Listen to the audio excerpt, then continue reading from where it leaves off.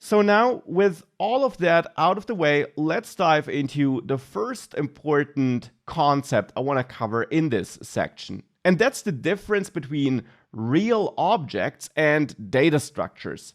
Though I also want to already make it clear that both terms, real objects and data structures, are made up terms. These are not official terms you will find anywhere, but this is simply a differentiation which you sometimes find out there, which can make sense when you're working with objects.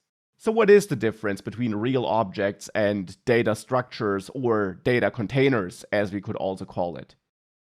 A real object hides its internals, its properties, for example by making them private, and it just exposes a public API, a couple of methods which allow you to do various things with this object.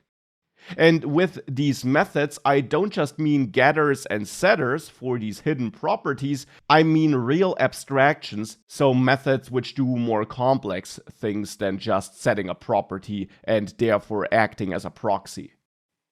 Data containers, or data structures, on the other hand, are simple objects where the properties and internals are made available publicly and where we have almost no public API besides that, almost no methods. Therefore, real objects matter a lot if you're following an object-oriented programming style, and even if you don't, some real objects could be helpful for encapsulating and grouping logic together, and they contain your core business logic therefore. On the other hand, data containers are really just that. These are objects which are just used to store and transport data. For real objects, as I mentioned a couple of seconds ago, we prefer abstractions over concretions, which is a fancy term which simply means that we want to expose methods which define a certain task that should be done, and then we don't care about how the object executes this task. Whereas a data container doesn't really have any methods, and therefore there we just have the concrete data which is stored inside of it, and we can utilize that data in the places where we get access to the data container. So we don't tell the container to do something, as we would do it with a real object, we just can use it however we need to use it. And for example here, we have a database class which could be used to create real objects, because it's hiding its internals, and it then has a public API which abstracts away the internals. Connect and disconnect are pretty high-level methods which then internally do everything to set up a connection or to close a connection. And we don't know what exactly the class will do internally if we just call these methods. That is what abstraction means. We just connect to a database, which is an abstract concept, and how exactly that works is hidden away from us and is not our business if we are using such a database object. On the other hand, this user credentials class here could be used to simply create a user credentials data container. All the data is exposed publicly, we have no methods, and we could just use objects based on this class to pass credentials around, for example as a parameter to a function or a method. And that's the difference between real objects and data containers. We can use classes for both to define these objects, but then how we use them differs. And now, of course, the question is, why does this matter at all? Why should you care? You should care about this differentiation because you can end up writing bad code, not clean code, if you mix these concepts. Let's say you have this database class which has all the logic for connecting and disconnecting. You could be using such a class because you are using an object-oriented approach, or maybe also because you use a procedural programming style, but you still use some classes to hold some of the logic. Whatever you do, here you might have this class, and this class has everything you need to connect and disconnect. So you could use it like this. You could instantiate it, pass in your connection URL, pass in this engine which you got from somewhere else, maybe from a third-party package, and you call connect. And of course, you can now also call disconnect. And this would be very clean code. You would be using this object in a clean way, and the place where you write this code, which could be in another method of another object, would also be very easy to read and understand. In addition, whenever the connection or disconnection logic changes, you don't need to make any changes in this part here. You would just make these changes internally in the class. Now, if you mix the idea of such a real object and a data structure, you could, for example, have a public connection property, which means that this connection is now available outside of the class as well. Hence, somewhere else in your application, you could decide that you want to close your database connection by accessing the database connection and then call close on it, which in the end is what we're doing here inside of disconnect in the class as well. The problem just is the class knows how to deal with this connection because it is its main job. And whenever the logic would change and close would, for example, change from close to disconnect or anything like that, we would only need to make this change inside of this one class. And everywhere where we use it, this change would automatically be applied without changing any code. If we instead dig into our class like this here, and we call close ourselves somewhere else in our code, then whenever this logic changes, we need to change this to disconnect everywhere in the code where we used our database class like this. In addition, even if this never changes, this is harder to read. All of a sudden here in this place where we're just dealing with a database, we now also need to understand how to deal with a connection in addition to dealing with a database. This is more to understand, to keep in mind, and to read. And therefore, this is not good code because of multiple reasons. And that's why this differentiation matters. There are times when you just need a data container. For example, as I mentioned before, when you pass it as a parameter to another method. But then there also are times where you need a real object which hides its logic away, and where you don't dive into the object to then mess around with it. So it is fine to use either of the two concepts depending on what you plan to achieve. But you shouldn't mix them as I'm doing it here by having this public property and by exposing some internals to the outside world. That's why this differentiation matters and why you should keep this in mind when you are working with classes or objects in your applications. So now that we know about the difference between real objects and data containers, let's dive into another important concept, and that would be polymorphism. Now, we already had a first look at polymorphism in the last course section, where we built a factory function which created polymorphic objects to hold different functions for handling payments and refunds. And I explained what polymorphism is back then. It's simply an object or a method which always has the same structure and the same name, but which then does different things based on how it was created and how you use it, therefore. And that's a powerful concept because it can help us avoid code duplication. We can also implement polymorphism or use polymorphism when working with classes instead of creating objects or dictionaries on the fly as I did it back in the last section. So here is another class, the delivery class, which has a private property purchase, a constructor, and then two methods, deliver product and track product. And in there you see something similar as in the last course section. We have different delivery types on this purchase, which is part of the delivery, and based on the different types, we then dispatch different static methods on some other object, some other class here.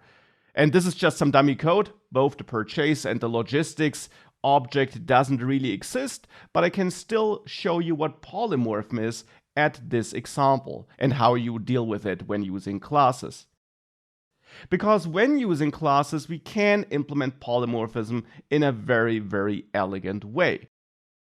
The solution would be to not just use one class, but to have multiple specialized classes, in this case for the different kinds of delivery we have: express delivery, ensured delivery, and standard delivery. And we would just have a base delivery class, which holds all the shared logic and properties, which all specialized classes need as well. But then it would be the specialized classes which have the specific deliver product and track product implementations. So if we would want to make this class and these methods use polymorphism and be polymorphic, then we would in the end create a couple of new classes. For example, an express delivery class, but also a ensured delivery class, and also a standard delivery class. We create these specialized versions because these are, in the end, the three kinds of deliveries we have if we have a look at these methods. We see that the type of delivery seems to play an important role. So since this is the delivery class, which is responsible for delivering a product or for tracking it, we should have specialized versions of these classes for the different types of delivery. So therefore here we would have these three classes, and for example in the express delivery class here, we would then have a deliver product method, so we can copy this, but it wouldn't have any if check. It would just have the code which needs to be executed to deliver a product with express delivery. So in this case, I would reach out to logistics and then call issue express delivery. Now, the purchase property is not accessible here because at the moment this is a standalone class which doesn't have a purchase property. The solution is to extend the base delivery class here, because when we extend that class, then we also have access to all the properties this class has, including its property. Now, as a quick side note here, of course here I'm using inheritance, and I'm using a couple of concepts we know from classes and the object-oriented world. Later I will also use an interface.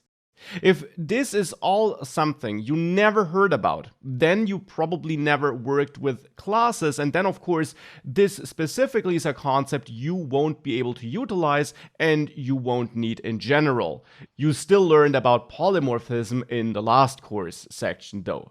As I mentioned earlier, the idea of this course and of this section is not to teach you classes or object-oriented programming, but to teach you a couple of concepts and ideas and rules you should be aware of when working with classes or objects. And here we're working with classes, so therefore, of course, this general knowledge about classes, and that includes inheritance, is of course required. You can of course skip this entire lecture for the moment if that is something you don't have any experience with. The only thing here is that this property is private at the moment, which means it can really only be used in here. And if you are using a programming language which knows the concept of private, public, and so on, then you know that you should change this from private to protected. Which means it can still not be accessed from outside of the class, but it can be accessed by child classes, which is exactly what we need here. And with that, we could then also copy over track product like this, and also get rid of the if statement here, and just call the code we need to track a product. And now we repeat this procedure for the other classes as well. So we copy these methods also into ensured delivery, get rid of all the if checks here and just keep the code we want to execute if we do have an ensured delivery, and the same down here for tracking a product. And then again, we copy it also into standard delivery and remove all the if checks and just keep the standard delivery code. Of course, standard delivery and ensured delivery now also need to inherit from the base delivery class, which in the case of TypeScript is done like this. So now we have these specialized classes. In the base class, we can now remove the deliver product and track product methods because that is something our specialized classes will deal with. Now, of course, you might now ask, that's all great, but where's the if statement? I mean, we need to decide somewhere which specialized class should be used. Well, that's something you need to do in the place where you plan on using these classes. So if you had some code in some other method or function, it doesn't matter where you want to use such a delivery class, you would in the past have created your delivery class by instantiating a new delivery and passing in some purchase object. And then in the past, before we created these specific versions, you could have called deliver product. Now that's not possible anymore because deliver product doesn't exist on the base class anymore. Instead, you need a specific class now. And that means that in the place where this code should execute, you need to decide which specific version you need. But that's a decision you typically can make in these places. Now you just need to have your if check in that place here.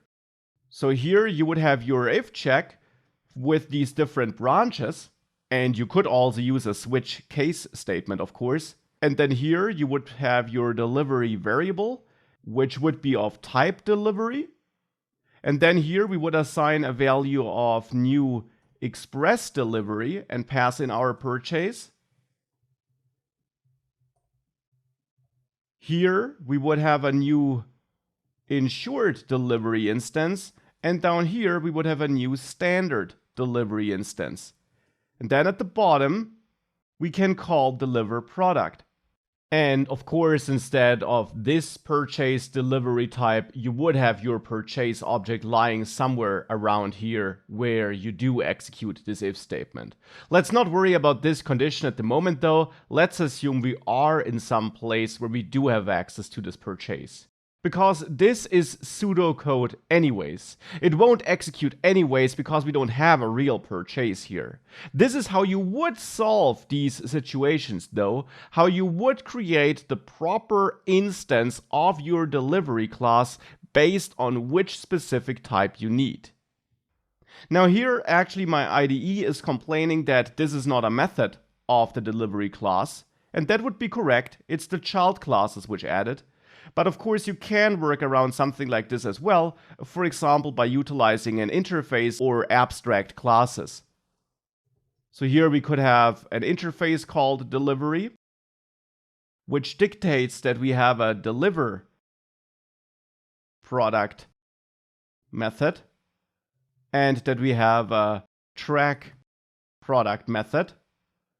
And then this here would be the delivery implementation, for example, and we would extend delivery implementation here. And our classes would implement the delivery interface like this. This is the TypeScript syntax for doing this, for extending a class and for implementing an interface. The exact implementation, of course, depends on which programming language you are using. This is just some way of doing it. But now we can set the interface as a type here, and we therefore know whatever is stored in delivery will be an object which implements this interface and which therefore will have a deliver product method. And therefore now we can safely call deliver product here, and it's this if check which now ensures that we're executing this method on the correct type of object. Now, of course, you might have multiple places in your code where you need such objects, and therefore, of course, you could create a factory function again, or a factory method in some utility class, and, for example, name this create delivery, where you get the purchase for which it should be created, and then you move that if code just into your factory method. You pass the purchase to these constructor functions, and then wherever you needed such a specific type of delivery, you would just call create delivery, pass your object to it, and you would then be good. Of course, we need to return the created object in the factory function. And then this factory function could be used anywhere in the code where you need this specific type of object. And now in this factory function, of course, we can get rid of the this keyword and assume that the purchase, which we get here, has a delivery type. Again, I just want to make it really clear. The object I do pass in doesn't have this property, but this again is just some pseudo code. Of course, instead of passing in an empty object down there where you create your instance, you would have a concrete purchase object which you would be getting from somewhere else in your application. It's just not the focus here. The focus is that we do have such a factory function which knows how to produce specific instances of our classes here based on which kind of purchase we get. And that's how you can use polymorphism and create polymorphic objects when using classes. It's basically the same idea as in the last course section, where I essentially created an object or a dictionary on the fly with the factory function. Now we're solving the same problem by using classes. So by now we learned about the difference between real objects and data containers, and we learned that polymorphism is one important aspect that we can keep in mind when we work with classes to avoid code duplication and therefore to stay dry, which ultimately is a part of writing clean, readable, and maintainable code. Now I want to have a closer look at classes in general, no matter if we use polymorphism or not. How do you write clean classes in general? Let's say you're writing some new class for whichever data entity you might have, and how should you now write this class? Well, clean classes should be small, just like functions in the end.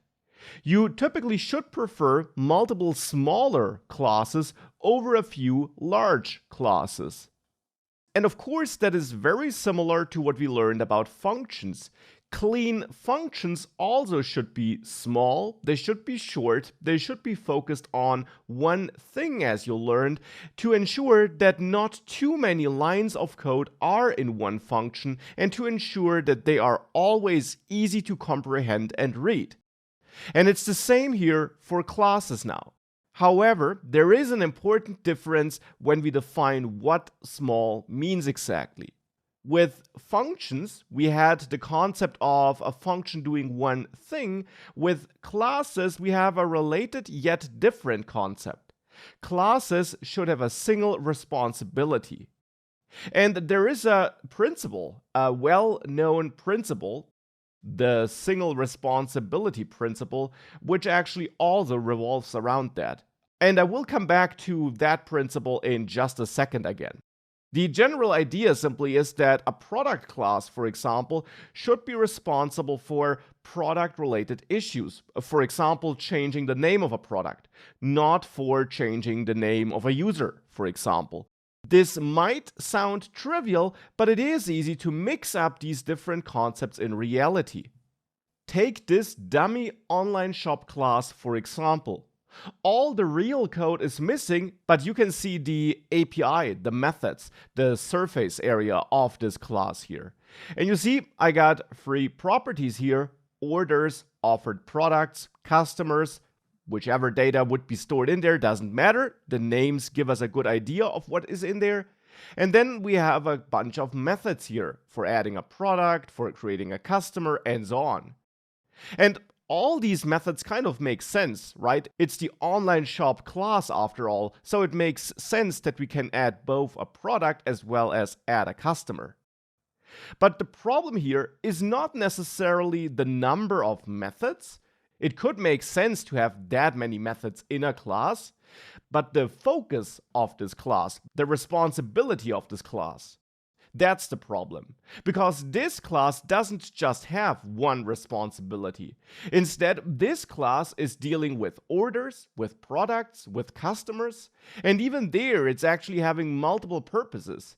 It is dealing with updating and adding products and removing products, but then it also is responsible for restocking a product, which is not the same as changing a product name in the end.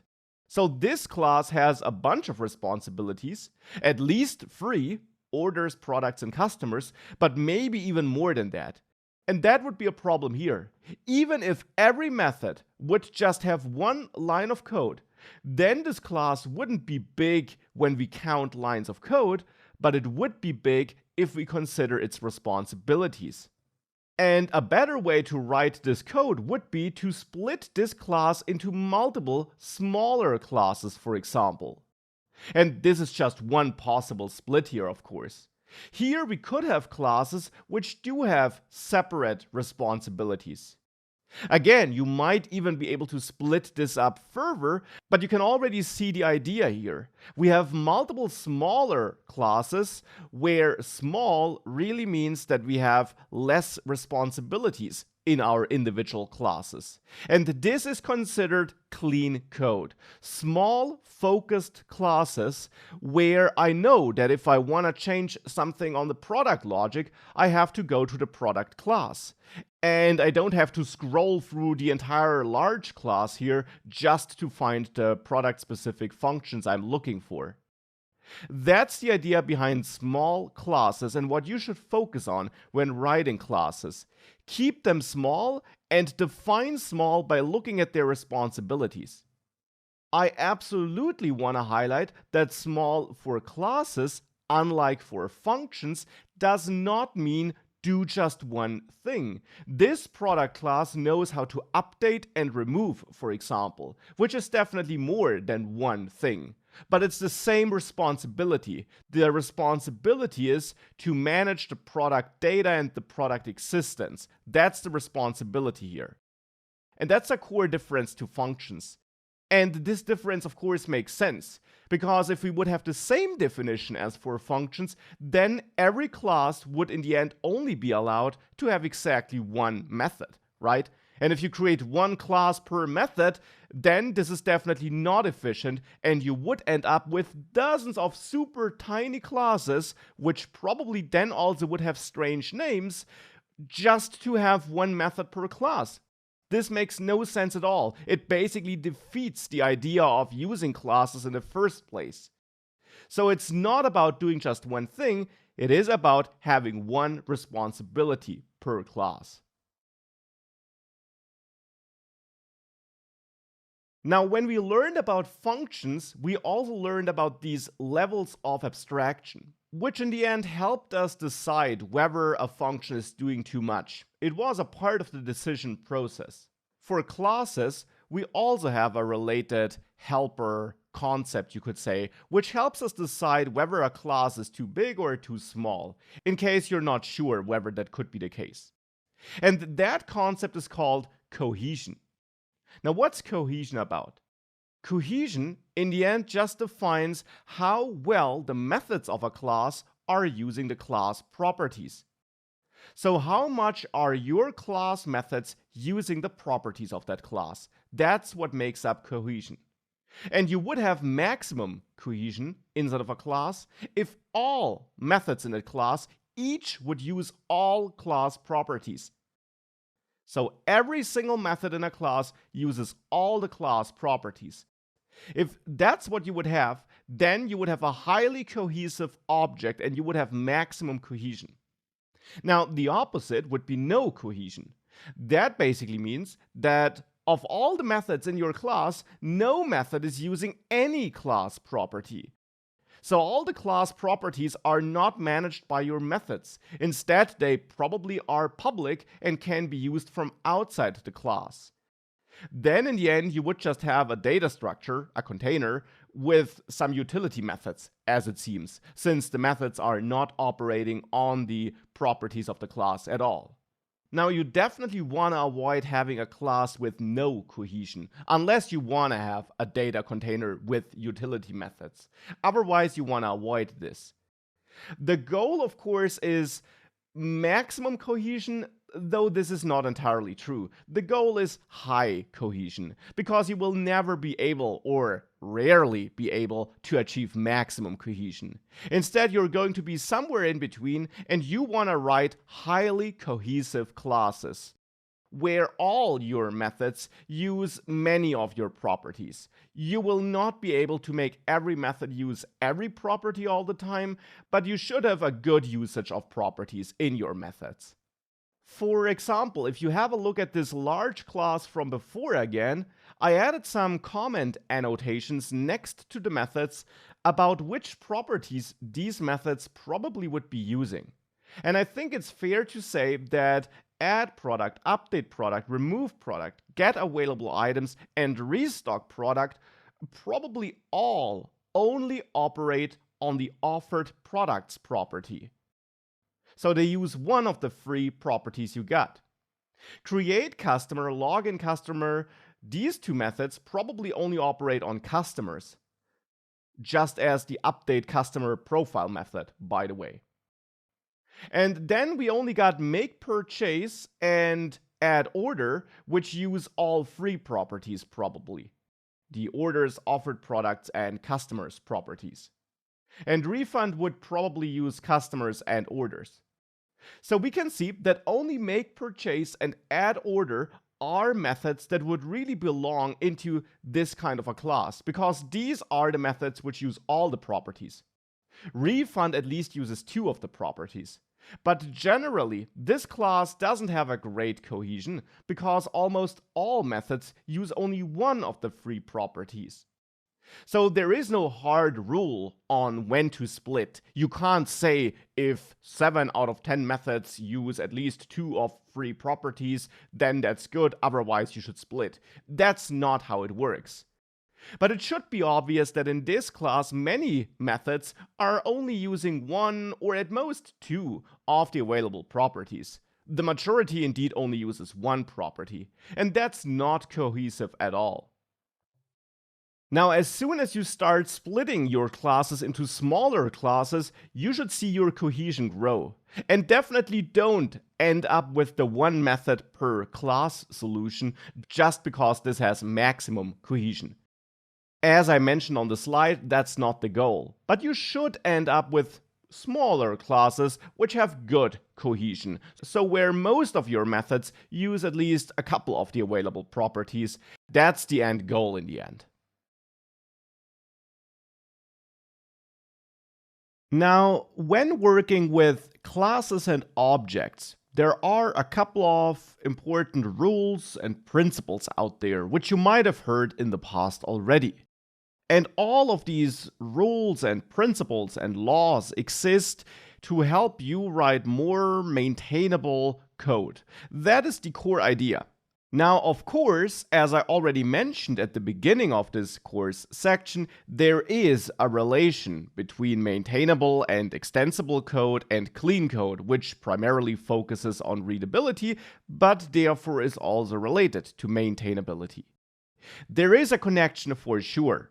But there are some patterns and principles which are more important for clean code, which have direct impact on the readability of code, whereas there are other patterns and principles which have less of an impact there, but which instead really help you with building large-scale, extensible, maintainable applications where a lot of developers can keep a project up and running over a long time, and where it's easy to add new functionalities and so on. And that is then only loosely related to clean code. Now, of course, here I will focus on the principles and laws which have a bigger impact on the cleanness of your code. And for that, we will start with the law of Demeter. Now, what is the law of Demeter? It is related to code like this. Here in this code, which could be in some method of some class, we are accessing the customer property of the class. On that property, the last purchase property, as it seems, and on that last purchase property, which seems to be another object, we access the date property. You should avoid code like this. Drilling deeply into other objects is something which is discouraged by the law of Demeter. Now, why is it discouraged? The law of Demeter is in the end about the principle of least knowledge, which means your class shouldn't rely too much on the internals of strangers, of other objects you are interacting with in your code. In this example, customer would be a class property, so interacting with it is fine, and accessing last purchase is fine. But last purchase now is kind of a stranger. We access it indirectly through customer, and we shouldn't drill deeper into that. Now, why shouldn't we do that? Well, because whenever something changes about the internal structure of last purchase, all our code in this place where we have this line of code needs to change as well. And that then makes your code harder to extend and maintain, because simple changes can result in a lot of changes in a lot of places of your application. And this law is closely related to our concept of writing clean code. Because for one, when writing clean code, we shouldn't repeat ourselves, and we often might do that if we have statements like this. And in addition, statements like this are a bit harder to read. Analyzing such lines of code simply takes longer than short, simple statements. Of course, this isn't too difficult of a statement, but it is also just a brief example. So the law of Demeter, which we should therefore also follow to achieve clean code, in the end states that code in a method may only access the direct internals, which would be properties and methods, of the object it belongs to. So you can access any property and method of the class of which this method in which you run the code is part of.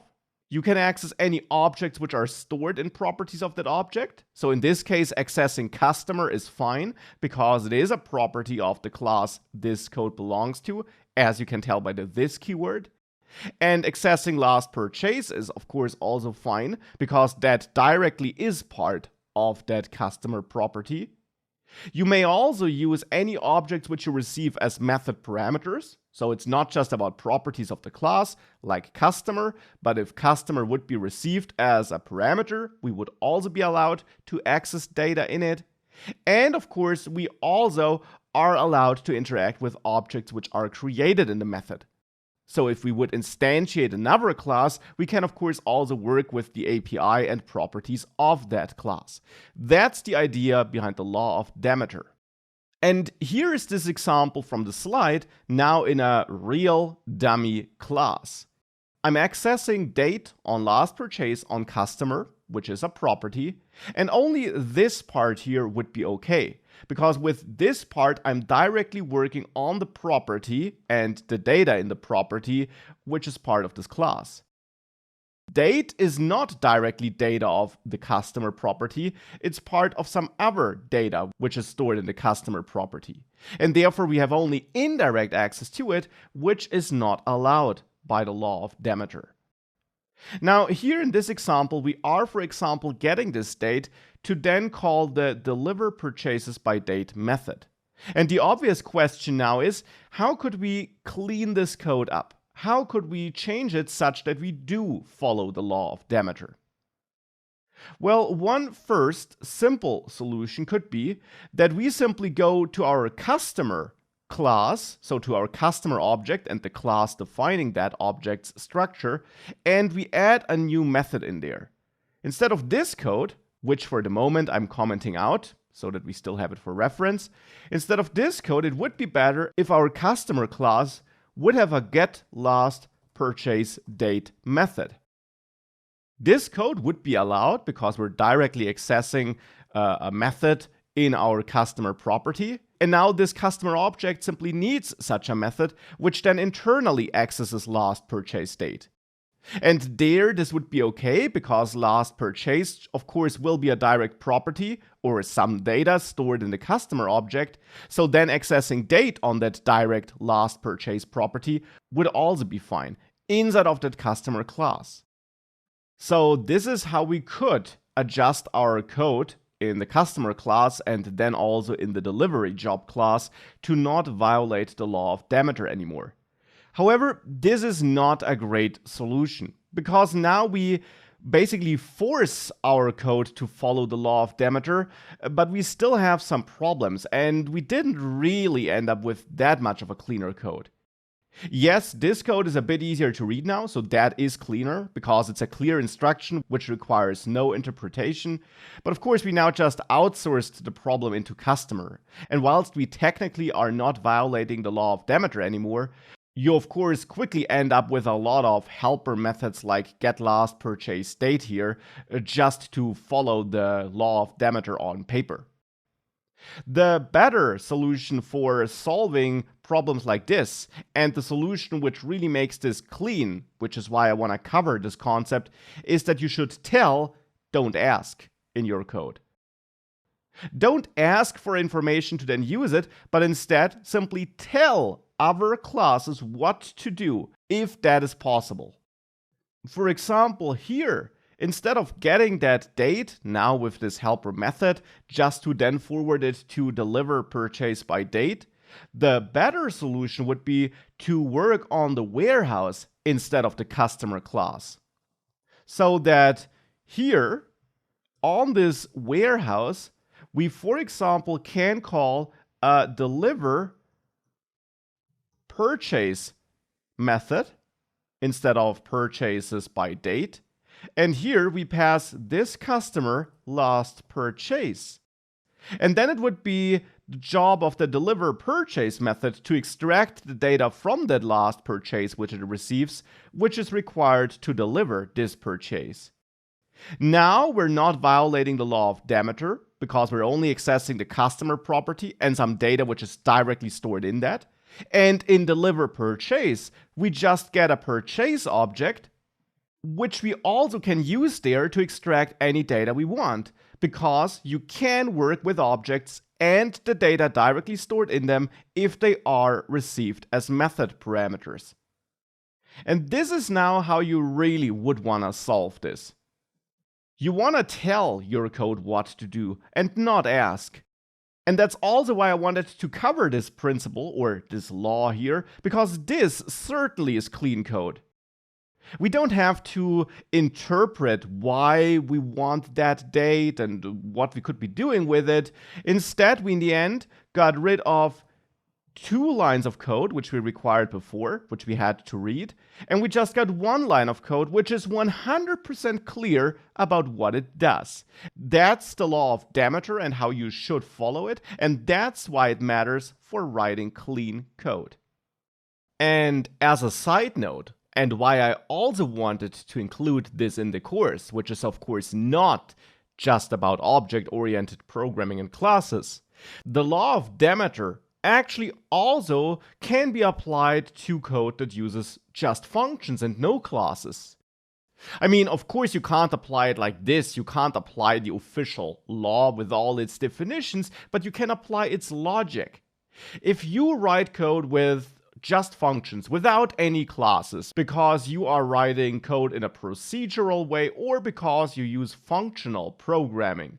If you do either of these 2 things, then you still want to ensure that inside of your functions you don't dig too deeply into received data unless that is kind of a data container only. And you also want to tell not ask, at least if it makes sense. You should always ask yourself whether getting some data to then do something with it in the next step is the best possible way right now, or if you maybe just instead should tell some other part of your application what to do next. This is always something you can consider because telling instead of asking is always super easy to understand and automatically leads to shorter code, at least in the part where you are telling. So the law of Demeter is super important, especially when working with classes and objects, but also if you think about the general idea behind it in other kinds of code. So now that we learned about the law of Demeter, we should dive into a couple of other often cited principles which you should be aware of when working with classes and especially when writing code in an object-oriented way. And here, amongst the most popular principles, we would have the so-called solid principles. We should write classes in a solid way. And SOLID is an acronym which stands for 5 different principles which you should apply to your classes, so which you should respect when writing code, to end up with classes which are considered to be well written, extensible, and maintainable. Now here's what these different characters stand for. The S principle is the single responsibility principle. And we're going to have a closer look at these principles over the next minutes, of course. O stands for open-closed principle, L for Liskov substitution principle, I for interface segregation principle, and D for dependency inversion principle. These are the SOLID principles which you typically should follow when writing object-oriented code. Now, it's especially the S and O principles which also matter to us when writing clean code, because as mentioned multiple times, whilst all patterns and principles of course tend to make our code cleaner, we especially have 2 principles here which have a very clear impact on the cleanness of our code. So therefore, let's take a closer look at the single responsibility and the open-closed principle, but of course let's also briefly look at the other principles over the next minutes. Now, the single responsibility principle in the end says that classes should have a single responsibility, and that's of course something we heard about before already, and that a class shouldn't change for more than one reason, therefore. Now, as I said, we heard about that idea of having a single responsibility in a class earlier in this module already when I explained that classes should be small. And indeed, classes should have a single responsibility. Now, I want to highlight though that the single responsibility principle in the end focuses on changes made to a class.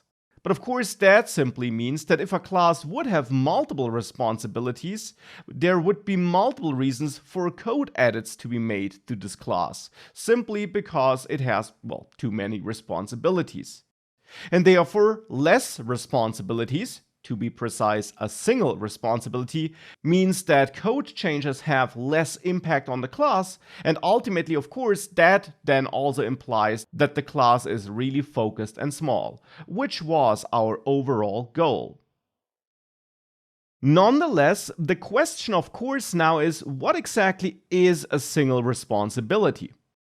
Earlier in the course, or earlier in this module to be precise, I showed you this big class with a broad API with a lot of methods. And I argued that this class would have multiple responsibilities, that it would be doing too much. And I would still say that this is true. Still, the single responsibility, as defined by the single responsibility principle, is not talking about whether a class might be doing work on both a product and a customer. Instead, single responsibility, in the context of this principle, is actually meant to refer to different, you could say, business areas this code might be related to. And to give you a better example, consider this report document class, which actually violates the single responsibility principle, even though it's super small. This class here has a method called generate report and a second method called create PDF. Now, it's violating the single responsibility principle because it's very likely that generating a report, which is about pulling data, connecting data, and so on, which is about generating the final report data that should be included in the report, that this kind of task actually is a totally different feature, a totally different area in our business organization than creating a PDF. When we talk about creating a PDF, it's about things like layout, it's about things like how many pages, and all this presentational logic. Generate report is way more technical. It's about pulling in data and connecting the right data. So it's hopefully clear that these are two totally different responsibilities. Generating and connecting and analyzing data is a different responsibility than presenting data. And that's what a single responsibility means in the context of the single responsibility principle. For example, this user class would probably not violate the single responsibility principle. It has a couple of methods which do quite different things, but all these methods are related to managing the authentication and the status of this user. Be it the user creation as part of the signup method, or be it the creation of a session when the user logs in, or be it changing the authentication status and the permissions when we assign a role. We could argue that all of that is related to user authentication, and that probably is one general responsibility. Now, of course, I'm saying probably, and you could argue, because as always, this is up for discussion, and it depends on your exact use case, your exact application, on what exactly a responsibility is and what not.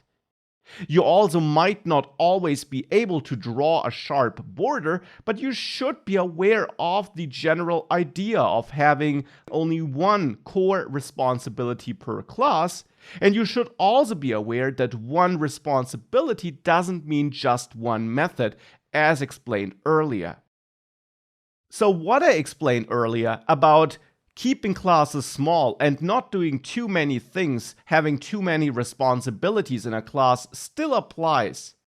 I just also want to clarify that this does not mean that you have to split a user into an authenticated user and an unauthenticated user, but that instead, for example, everything related to authentication might be one responsibility and therefore might fit into one user class. So I basically again want to emphasize that you should definitely keep your classes small and focused, but just as mentioned earlier, that you should not end up with super small classes which only have one method each. Now, I did mention that especially the single responsibility principle and the open-closed principle help us with writing clean code. Now, in the context of the single responsibility principle, which we just had a look at, why would that be the case? Well, basically for the same reason as before. The single responsibility principle, as mentioned before already, is about keeping classes small. So restricting classes to one core responsibility automatically leads to smaller classes, even if we keep in mind that responsibility does not mean task, but instead is about a group of tasks which are connected to the same feature or business area.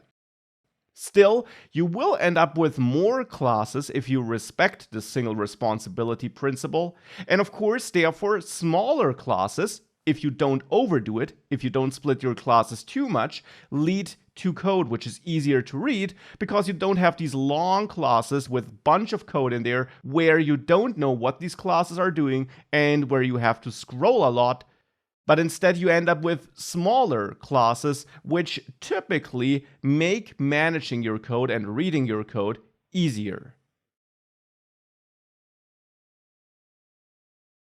Now, besides the single responsibility principle, there is one other core principle you should be aware of when working with classes, especially in the context of clean code. And that's the open-closed principle. The open-closed principle says that a class should be open for extension, but closed for modification.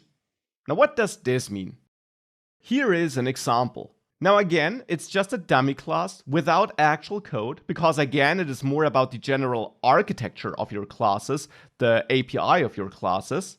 And what we can see is that we have a printer class, which actually has different methods for printing PDF documents, web documents, so probably HTML pages, and also print page, which maybe prints real pages in the real world. We also have a verify data method, which probably is called internally to verify the data from any of these print methods here. Now, what's the problem with this class? It basically needs to grow whenever we add new functionality. If we also want to print Word documents or Microsoft Excel spreadsheets, we need to add a new method. Whenever we need to call a new method besides verify data from our print methods, we have to add that logic to all the print methods. So this printer class might have one responsibility. It's about printing data and about generating output. But it actually is not closed for modification. We need to go back to it all the time whenever we add new functionality. It's not very extensible. And therefore it violates the open-closed principle because it should be closed for modification, which this one isn't. Now this might remind you of this polymorphism example from before, where we had these different delivery classes for delivering goods, and where we had duplicate code before we utilized polymorphism. Indeed, the open-closed principle is kind of related to that. Instead of having this printer class here, it would be preferable to have code like this. To have, for example, a printer interface, and then a base class, which just has this verified data method, which probably is shared amongst all classes. But then all these specific subclasses implement this printer interface, which forces them to have a print method, and they extend the base class to then all have a print method, which then just does different things depending on which class it is. The advantage is that the base class, the printer implementation, can be closed for modification at some point. Once the API is finished, we close it. Of course, we can still edit it if we need to fix bugs, but we don't need to edit it all the time just to add new features. Instead, to add new features, we extend it. And that, of course, is what the open-closed principle says. A class should be open for extension.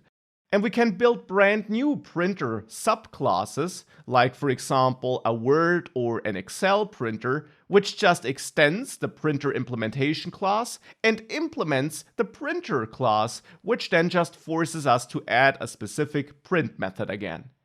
This is how we can follow the open-closed principle. Now, why does the open-closed principle help us with clean code? Or why does it help us with clean code more than maybe some other principles? Because this extensibility ensures small classes automatically, because otherwise, if we don't extend, if we stick to the big do-it-all class instead, then this class, this printer class, keeps on growing and growing the more ways of printing we add. On the other hand, if we have multiple smaller classes, we can add more and more features without getting growing and growing classes. So it helps us with smaller, focused classes, and it can help prevent code duplication. It can help us stay dry. Don't repeat yourself. The open-closed principle helps us with that as well, because just as shown in the polymorphism example, we have all these classes and we avoid extra code duplication. And of course, both aspects, small classes and dry code, are what clean code also is about. Because that helps us with readability and of course also maintainability. But especially the readability and the understandability of the code is what helps us as humans if we analyze code. Instead of diving into this large class and looking for the right method we need, we can just jump to the specific printer class we need, and it's crystal clear what it does, and all the code in there is crystal clear. Of course, if we then also follow all the other rules for the actual code which is written in there, like for naming and for our methods. But that is why the open-closed principle matters here. Besides the single responsibility principle and the open-closed principle, which are the two most important principles for us here when it comes to writing clean code, we also have 3 other principles. And I want to next dive into the Liskov substitution principle, because even though These remaining 3 principles are not as important for writing clean code as the first 2. I still want to cover this entire list. So what's the Liskov substitution principle all about then? The Liskov substitution principle basically says that objects should be replaceable with instances of their subclasses without altering their behavior. Now, this is a very abstract sentence. What exactly does it mean? Here I again got an example. We have a class bird, let's say. Of course, this is a very simple example here, but we got a class bird which has a fly method. We then got a class eagle which extends the bird class and adds a dive method, because not all birds really can dive. Eagles, though, certainly can dive down onto their prey. And then here we got some code where I instantiate bird, not eagle but bird, and call fly. And the Liskov substitution principle now basically says that I should be able to substitute bird down there with a subclass of this bird superclass. So here we should be able to instantiate an eagle instead and call fly on an eagle, and we should essentially have the same behavior as before. So of course, in a real program, the eagle class then might be doing more things than just the bird class. I mean, even here we can see that we can call dive in addition to fly, but we still can call fly as before on the bird, and we can still expect that fly does the same thing. So in this example, the bird flies. In a real application, we could have different databases, and no matter if it's a SQL or MongoDB database, we should have a connect method which always has the same behavior of connecting to that database. So it seems like everything is fine here, right? Well, what happens if we add a penguin class, which also extends bird? A penguin is a bird. The problem just is that a penguin can't fly. So we have the wrong base class here, the wrong superclass. Bird is a good superclass if we only work with eagles and other birds who can fly. But as soon as we start adding birds who can't fly, we have a problem. And if I have a look at this other example I briefly mentioned, where we maybe have multiple databases which all have a connect method, even there, as soon as we add a database which doesn't need to connect, let's say some in-memory database, we also have the problem of modeling our data and our entities in the wrong way. Because that's what the Liskov substitution principle ultimately is all about. It wants to ensure that you don't model your data in the wrong way.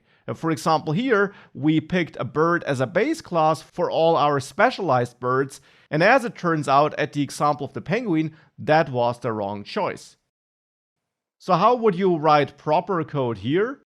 Well, for example, you could add another base class, let's say a flying bird, which actually has this fly method, and it's the flying bird which acts as a base class for the eagle, and it's the regular bird, which might have other shared functionalities, it doesn't here, but it could have, which you use as a base class for the penguin.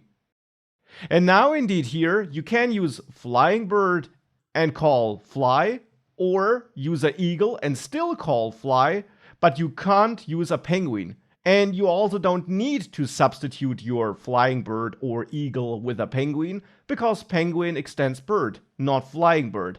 The base class, the superclass, is a different one. So that's what the Liskov substitution principle is all about. If a class inherits from another class, then you need to be able to replace that other superclass with instances of the inheriting class, without changing any behavior. And at the example of a penguin, that didn't work. Unless we added a new superclass for eagle and all other birds who can fly, because now we can substitute these classes with each other, and we can substitute bird with penguin, because fly is not built into penguin. So the Liskov substitution principle ultimately is about forcing you to model your data correctly. Now, why is it not a super important principle when it comes to writing clean code? Well, it certainly is important when it comes to modeling data correctly, which of course is an important part of writing good and extensible code. But from a readability and clean code perspective, I think it's fair to say that throughout this example here and me adding this flying bird class, the readability didn't really change. It always was very readable and understandable, and therefore the Liskov substitution principle doesn't add too much when it comes to just code readability and clean code being written.